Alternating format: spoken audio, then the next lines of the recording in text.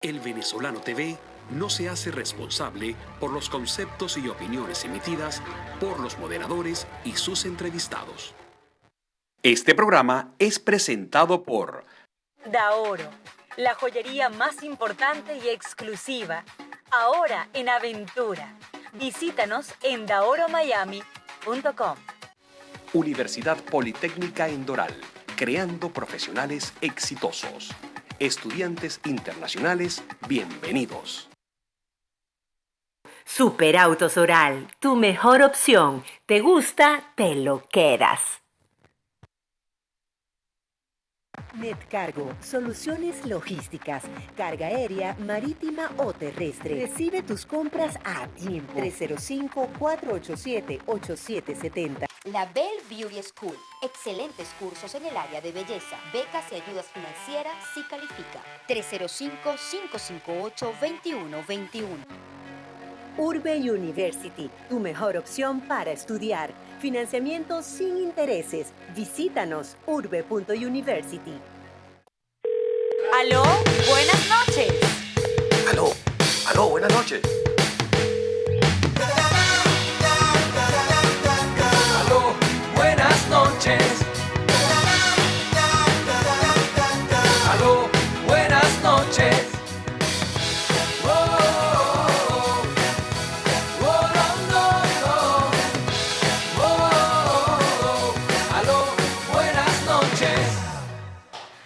¿Cómo están? Complacido. ¿Y usted cómo está? Bueno, bien, está preocupada, pues. Preocupada por el país, preocupada por Venezuela. Y quería ya de una vez, si ustedes nos lo permiten, entrar a la discusión de lo que está ocurriendo. Lo más reciente es este comunicado de los miembros de la Asociación de Alcaldes de Venezuela, porque ellos dicen que el presidente les hizo la solicitud pública de firmar pues, el presupuesto nacional dictado mediante decreto por parte del Tribunal Supremo de Justicia. Ellos dicen que el Poder Público Municipal no tiene ninguna competencia para aprobar o improbar el presupuesto. Citan el artículo de la Constitución que habla de la autonomía municipal, que comprende pues, ciertas competencias, pero no comprende la gestión de asuntos o materias que no correspondan a esas competencias. Las competencias municipales están establecidas en el 178 de la Constitución. En ninguno de los numerales dicen que hay allí una petición de intervención en la formulación o aprobación del presupuesto. Tanto su formulación como su aprobación corresponden a diferentes órganos que integran el Poder Público Nacional.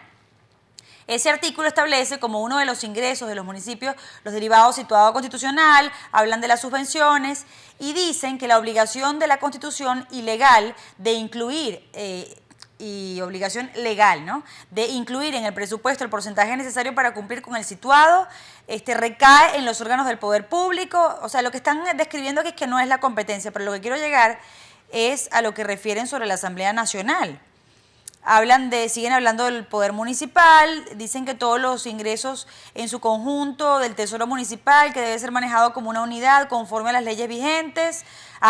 Bajo estos razonamientos de la Constitución, los alcaldes, que más adelante suscribimos, expresamos que no se puede poner en riesgo el salario de cientos de miles de trabajadores públicos de las administraciones municipales y menos la posible paralización o interrupción de servicios públicos.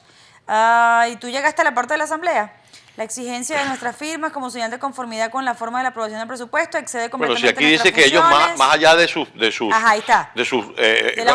personales y de las opiniones políticas, ellos no están facultados para firmar o validar un procedimiento como alcaldes. Exacto, pero quería... Y más adelante, este mismo comunicado que Carla inició lectura... En resumen, nunca antes se nos ha exigido que suscribamos o avalemos la ley que contiene el presupuesto nacional.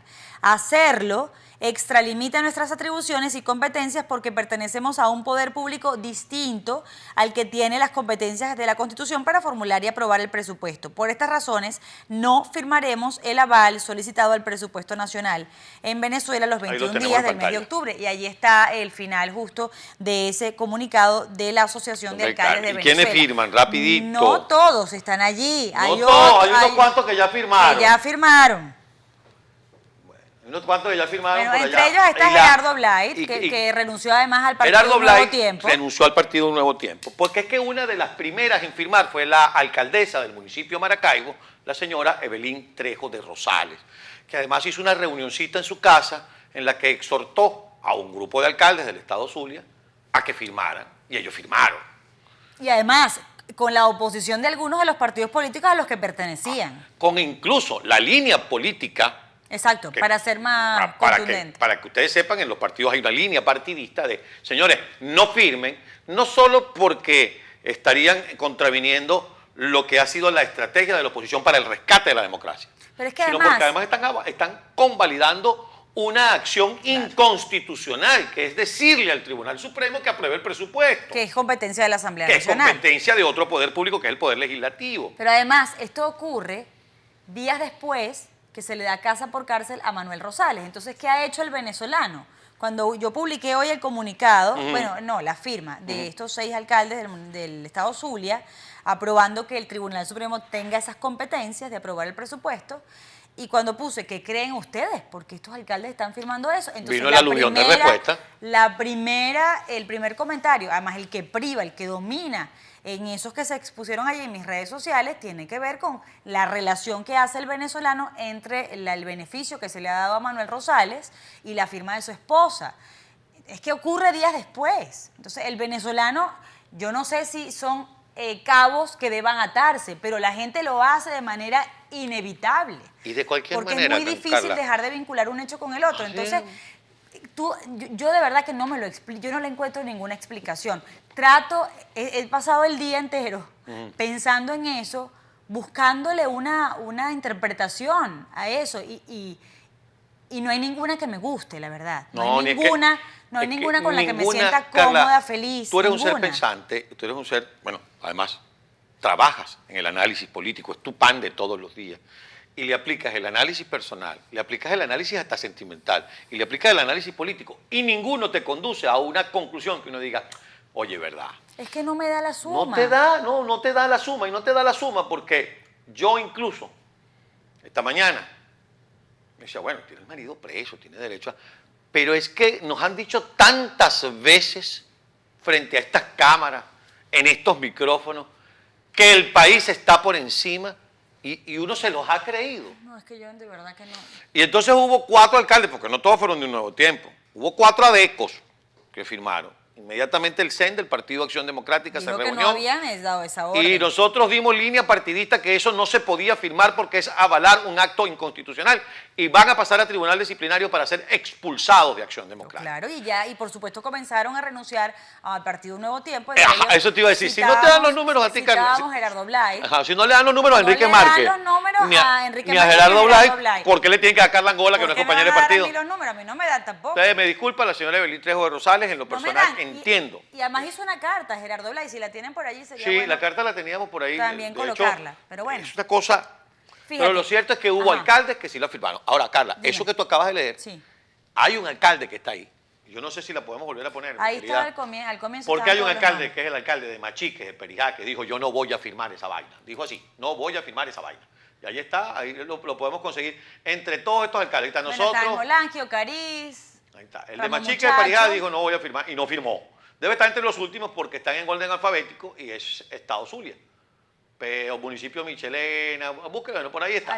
Hay que salvar la responsabilidad de ese señor que estuvo Ahí está, Perijá, ya lo vi.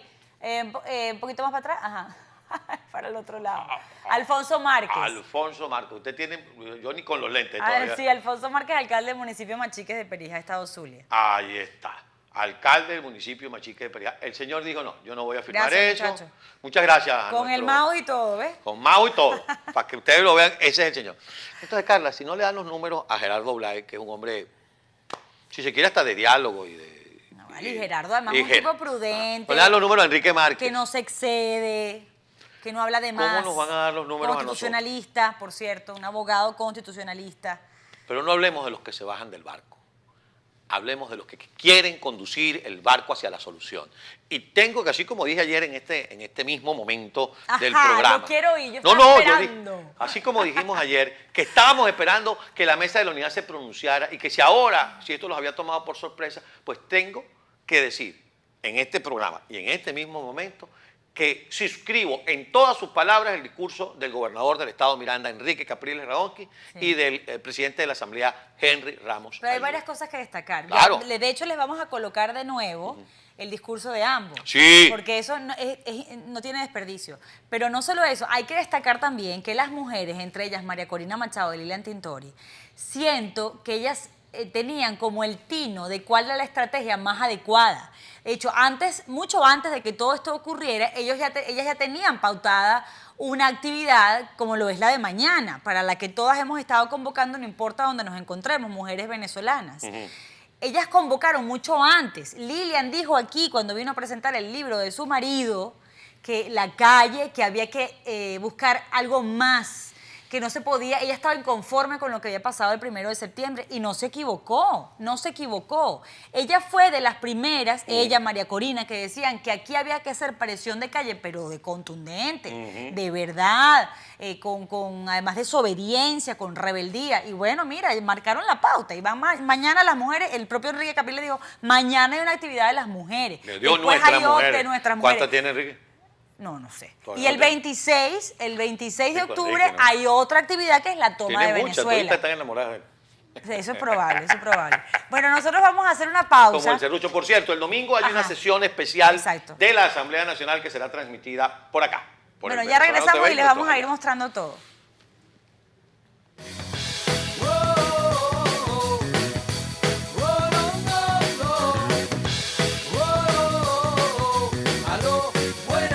Este programa es presentado por New York Life Insurance, su compañía de hoy y de siempre. Comuníquese con su agente Marcos Monroy 786-439-7001.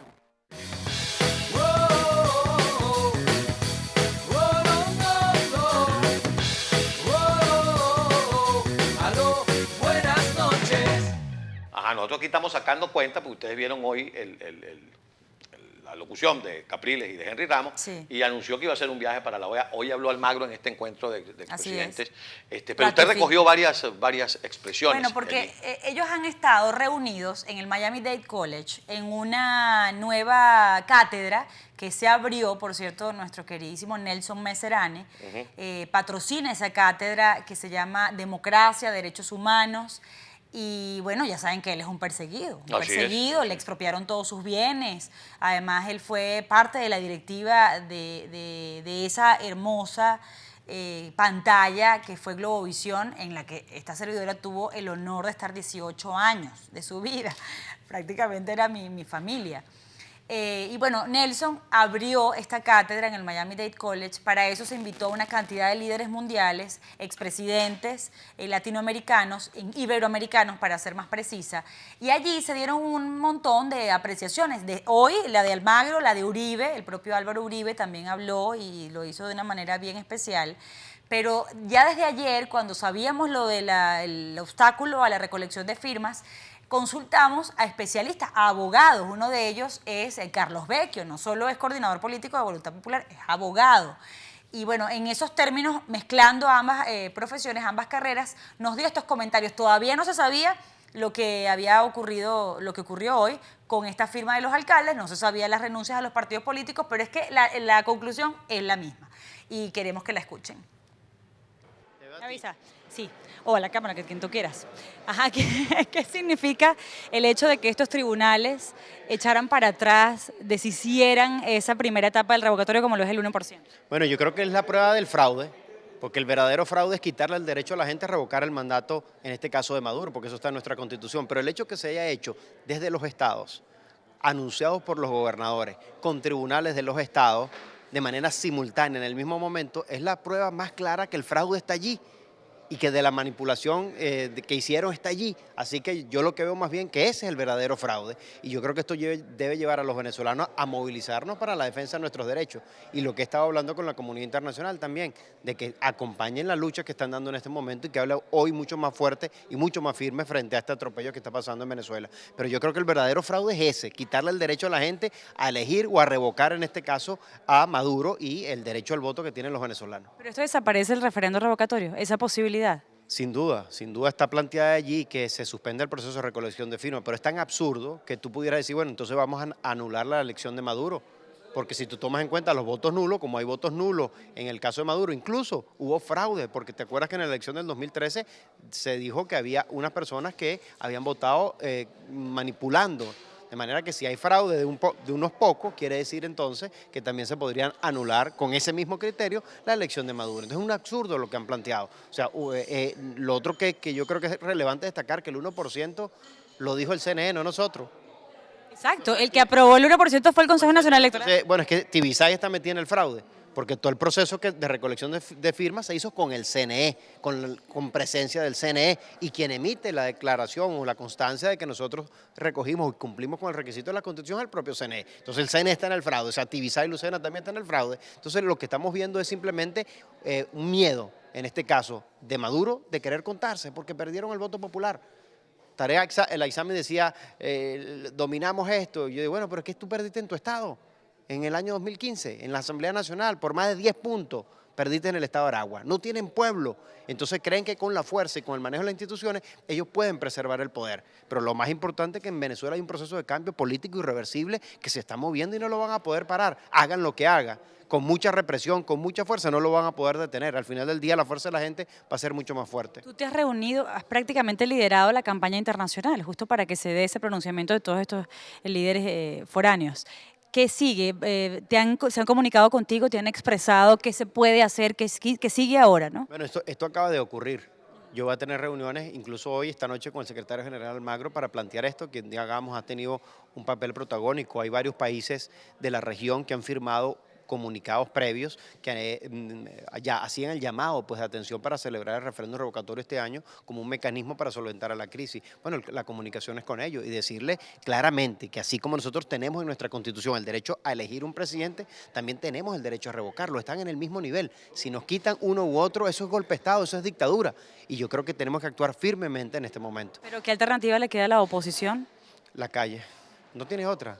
La oposición no tiene otra sino que defender su derecho en la calle pacíficamente hasta que nosotros podamos rescatar la democracia en Venezuela. Te voy a hacer una preguntita para la radio. El trabajo realizado por nuestra compañera Carla Angola allí, en ese foro, patrocinado por el Diario de las Américas y además liderizado por nuestro querido Nelson Messerani. Allí también habló con Asdrúbal Aguiar, que es el director ejecutivo de este Instituto para la Democracia de Europa y las Américas y que convocó a estas personalidades del mundo y del liderazgo internacional. No es válido porque se cometió fraude. Ese fue el alegato en Apure, hasta ahora en esta conversación, ¿no? En Apure, en Monagas, en Carabobo, en Bolívar, y se me está quedando por fuera un estado. ¿Qué significa eso?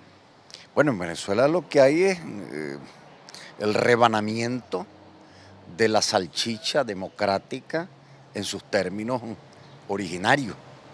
El gobierno revolucionario, instalado desde hace 17 años, de lo que se preciaba era justamente de que hacía elecciones todos los días y todas las elecciones las ganaba. En el momento en que pierde justamente el beneplácito popular, voltean la tortilla y simplemente no hay más elecciones. Nadie puede creer que bajo el control que tiene en términos férreos el Poder Ejecutivo sobre la estructura judicial venezolana, comenzando por el Tribunal Supremo de Justicia, sea ingenuo que en la primera etapa el Tribunal Supremo de Justicia decida que los venezolanos para ir a un referendo revocatorio del señor presidente de la República tienen que recoger 20% de las firmas en todas y cada una de las jurisdicciones, cuando resulta ser que el presidente de la República es electo en la jurisdicción nacional. Era tanto como pedirle a un presidente que para poder llegar a la presidencia tiene que ganar en la totalidad de los estados. Y en la segunda etapa, jueces que dependen de esa gran mata, jueces penales, entonces ahora van a la segunda fase, que es la prohibición de la recolección de firmas que hagan viable el referendo revocatorio. Sí. Yo tengo la convicción absoluta de que en Venezuela cesó de manera definitiva la democracia. Si antes ellos podían alegar, y era el gran argumento que llevaban ante la comunidad internacional, que decía, bueno, nosotros podremos tener deficiencias democráticas, pero este es un país donde hay elecciones. En Venezuela es un país en donde ya no hay ni siquiera legitimidad de origen democrático. Pero es que uno tenía la sospecha de que iban a poner trabas, como era lógico, en la recolección del 20%, que la iban a obligar a hacerla en cada uno de los estados. Pero es que aquí arrancaron de raíz la opción del referendo cuando se retroceden y van al 1%. Es decir, ¿tenían razón quienes pensaban que no iba a haber referendo en Venezuela o si hay alternativas? No, es que mire, esta es otra cosa. El hecho de defender el referéndum no es una suerte de postura ingenua. O sea, y aquí quiero recordar a un viejo jurista que yo mencioné en mi intervención en el acto que teníamos con los mandatarios de IDEA en este momento. Yo decía, Piero Calamandrei, cuando luchaba contra el fascismo, él decía, la lucha mía era estratégicamente la legal. ¿Cuál era? Era reclamarle al fascismo que cumpliera incluso con sus leyes injustas. ¿Por qué? Porque lo normal era que no cumplían ni siquiera con las leyes injustas que ellos habían dictado. Entonces, obviamente que en una lucha contra un régimen como el venezolano, ¿cuál es el desafío? Un régimen que no quiere elecciones es reclamarle todos los días elecciones. Entonces, en eso, insistir sobre el referendo revocatorio es justamente parte de una metodología de lucha que es absolutamente legítima. Ahora, que el gobierno vaya a permitir las elecciones, ahí hay un elemento muy complejo. Yo, obviamente, hago esta reflexión sobre la base de alguna especulación intelectual. Pero yo siento que, como en definitiva el gobierno venezolano depende para todos sus pasos del dictado cubano, Cuba se estaba jugando el todo por el todo con los acuerdos de paz en Colombia. Si hubiese logrado la votación afirmativa del sí de los acuerdos de La Habana, Cuba se hubiese sentido reivindicada a través de la FARC y le era más fácil moverse de nuevo hacia Venezuela para tratar de encontrar una suerte de entente entre el bien y el mal, para decirlo coloquialmente. Si en Colombia se pudo que entre el narcotráfico, los corruptos, los asesinos, logren una entente con la sociedad democrática decente, ¿por qué no se puede lograr eso en Venezuela? Entonces, lógicamente, al producirse la derrota de los acuerdos de La Habana en Colombia, inmediatamente la reacción del presidente Maduro fue: no hay elecciones en el país. Y en eso... ¿Cree que fue una consecuencia directa? No, yo estoy absolutamente en lo personal convencido de eso. Sí. Ajá. Enrique Capriles decía igual, la voluntad popular puede más que eso. ¿Eso de forma tangible es cierto? No, obviamente, porque en definitiva lo único que le doblega la mano a las dictaduras es justamente cuando las dictaduras pierden la totalidad de la base popular, porque no les queda sino sostenerse sobre la base de las bayonetas. Y las bayonetas también tienen un límite, porque los soldados tienen familias, tienen hijos, tienen madres, tienen sufrientes, tienen dolientes, y por eso es que el propio general Marcos Pérez Jiménez, que se sentía absolutamente todopoderoso, que convocó las elecciones referendarias de diciembre de 1957, las trampeó totalmente para poder quedarse en el poder. Al final, simplemente el país, en medio de una severa crisis económica, porque se había reducido la cuota de importación de petróleo desde los Estados Unidos, simplemente llegó a su término y las Fuerzas Armadas le dijeron: general, lo queremos mucho, pero se acabó la fiesta.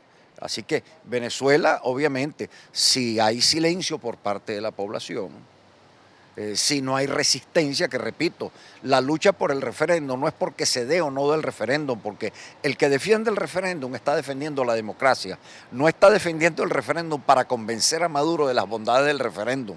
El que practica la democracia es porque cree en la democracia.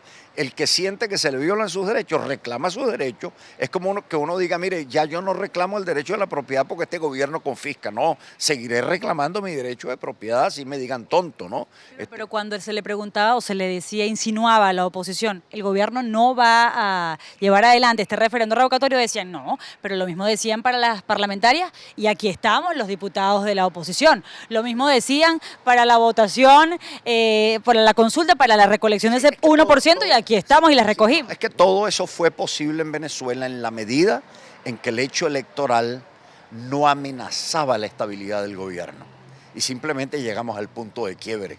La elección de diciembre le mostró a la revolución que ya no tiene destino, el fraude a la ley y el régimen de la mentira ha quedado desnudo en medio de la calle. O sea, eso que hicieron durante tanto tiempo, comprando medios, utilizando redes de periodismo subterráneo, comprando propagandistas para decir, esta es una democracia directa, perfecta, distinta a la representativa, al final no era un engaño, era simplemente un régimen que se sostenía con petróleo y la posibilidad justamente de ejercer el populismo en el momento en que se acabe el petróleo. Se acaba el populismo, y cuando no hay populismo simplemente la gente dice, mire, ya no sigo montado en el ferrocarril oficial. Esa tragedia no se la imaginaba el chavismo. Ahora simplemente hay que lidiar con esto. ¿Hasta cuándo? Hasta que Dios diga. Ya habrá un momento en que esto decline hasta por fuerza física, ¿no? Muy querido el doctor Aguiar, siempre un caballero gentil y bueno, un hombre muy versado. Tenemos también las impresiones que nos dio Miguel Enrique Otero, él como director, editor del diario El Nacional, ya saben que también está en el exilio, perseguido igualmente, y bueno, cuando supimos esta primera etapa de la arremetida más reciente del gobierno, con esto del 1%, él también tenía palabras que decirnos. Y básicamente las que mencionó son, yo lo dije siempre, el revocatorio no es posible. Vamos a escucharlo. ¿Qué significa que hayan anulado, por lo menos hasta ahora, hasta que estamos conversando, en 5 estados, las firmas no del 20%, sino las del 1%? Bueno, pero es que al eliminar el 1%, eliminan el 20%. Claro. Sabíamos que ese referéndum ellos no lo iban a hacer nunca. Y si lo hacían eran el año que viene para que asumiera el vicepresidente, que podía ser o la esposa de Maduro, o los narcosobrinos, lo que les diera la gana. Entonces lo que han hecho es antes de que se dé el proceso de las firmas del 26, 27 y 28, pues lo eliminan definitivamente. ¿Usted sí estaba convencido que no iba a haber referéndum? Siempre he estado convencido. Es más, tuve una conversación hace como 8 meses en el Congreso de los Estados Unidos con unos senadores. Yo dije eso y algunos se pusieron furiosos. Les dije, yo no creo que se vaya a hacer el referéndum. Esta gente no va a aceptar el referéndum. Eso es una dictadura. Así como estamos en un foro que es democracia, Estado de Derecho y derechos humanos, en Venezuela no hay ni democracia, ni derechos humanos, ni Estado de Derecho. Por supuesto, el referéndum no lo iban a aceptar nunca. Ellos han impedido todas las salidas democráticas, electorales, pacíficas que ha podido establecer la población para darle una salida a la crisis que tenemos y a la tragedia que viven los venezolanos. ¿Qué salida le queda a la oposición? A Venezuela. La rebelión. Cuando todas las salidas, y además la rebelión en Venezuela no es inconstitucional, hay artículos en la Constitución que los puso Chávez porque él creía en la rebelión, porque él hizo una rebelión, y en la Constituyente colocaron esos artículos. La rebelión en Venezuela está institucionalizada en la Constitución. Y aunque no estuviera institucionalizada, la rebelión es un arma que tiene el pueblo en un país cuando se violan todos los derechos, cuando es una dictadura, cuando no hay ninguna manera en la cual el gobernante está haciendo su trabajo y más bien está haciendo lo contrario a hacer su trabajo.